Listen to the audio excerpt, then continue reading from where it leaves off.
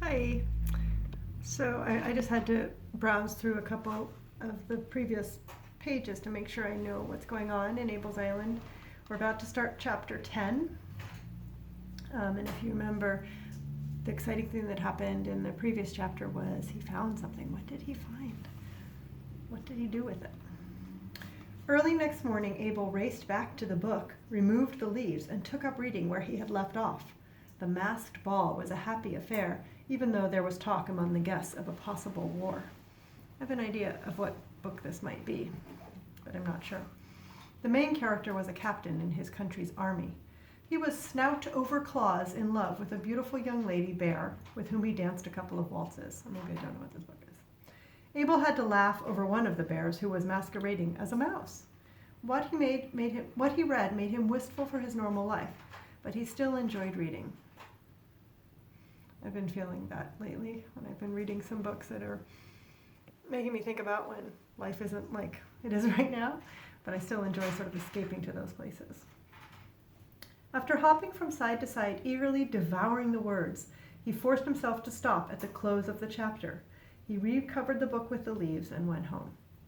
There, in case the bears who had left the book behind or anyone else should turn up, Abel made clay tablets like this.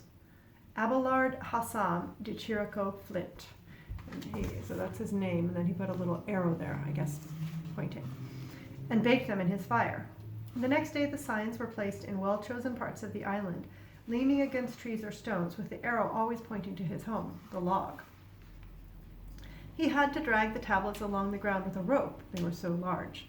He noted that there were thin wafers of ice along the shore, and for a moment he had excited visions of a frozen river that could be crossed by walking, but he quickly remembered that such swiftly flowing water could not freeze. He was curious to know if the watch would run. Some prodding and shoving with a pole in the grooves of the stem winder made it turn round a dozen times. The watch began to tick. The sounds he had become accustomed to, the roaring and gurgling of the river, the wailing and whining of the wind, the pattering and dripping of rain, the chirruping of birds, and the chirring of the insects, had natural, irregular rhythms, which were very soothing. But the steady mechanical tempo of the watch gave him something he had been wanting in this wild place. It and the book helped him feel connected to the civilized world he'd come from. He had no use for the time the watch could tell, but he needed the ticking. Abel led a busy life. He had used up the pages of his scratch pad floating messages down the river, but he still occasionally sent up smoke signals, and once in a while, futile as it seemed, he would climb a tree and wave his stained and tattered shirt. He had his book to read and think about. There was the winding of the watch to be attended to. He kept working at sculpture, and of course he had his practical needs to provide for. Abel also kept busy, taking it easy. Only when taking it easy, he learned, could one properly do one's wondering. One night, while he was resting under the stars and enjoying the noise of the river and of the November wind, a winged shadow suddenly hung over him, blacking out the stars at which he'd been gazing. Instinct brought him to his feet and sent him diving into a crevice between two rocks. In mute terror, he crouched in the crevice while the owl, with grappling talons, tried to fish him out. It stood on the rock and poked in, while Abel made himself smaller and smaller and receded farther and farther into the seam. Then the poking stopped, and the owl scrabbled about on the rock, staring into the night with unfathoming eyes. It took off at last and perched in a tree. Abel could see the dark shape of the owl in the branches above and the vibrating stars beyond. Where had this trespasser come from? Why? Had it perhaps seen Abel's signals? He'd been astounded by the stillness with which it had dropped from the sky. There'd been no beat, no ruffle of wings. This was bone-chilling to be approached so noiselessly by a winged assassin. Abel's star was up there among the others. It seemed to say, "I see you both." Abel broke from his sanctuary and dashed for the log. The owl was right behind him. Abel ran as fast as his thin, terrified legs could take him. He gasped when the owl seized him. He was snatched and rushed aloft, sick with fear, into the ominous air. He had the wit and just enough strength to pull out his penknife, open the blade, and frantically slash at the owl's horny toes. With a screech, the owl released him, and Abel fell with no fear at all of falling.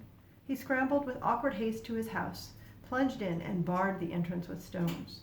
The next moment he felt the owl land on the hollow log, and his innards quivered. Abel crouched motionless in a corner. He could hear the owl shuffle about right above him. a single tail away. As the night advanced, terror turned to resentment. The mouse considered battling the owl with his knife, putting out his stupid eyes with a pointed pole, setting fire to his feathers with a torch. Indignant and unfearing, he fell asleep. In the morning, caution returned. He peered from his windows, craning his head upward, and made sure there was no dealer of death on his roof. Most of that day he spent in his bed of milkweed fluff, and ventured out only in the late afternoon, carrying over his shoulder a long pole, his open knife tied to the end. After his encounter with the owl, he was extremely wary for a long time, even in full daylight, when owls are expected to sleep. So what was the problem in that chapter? And has it been solved?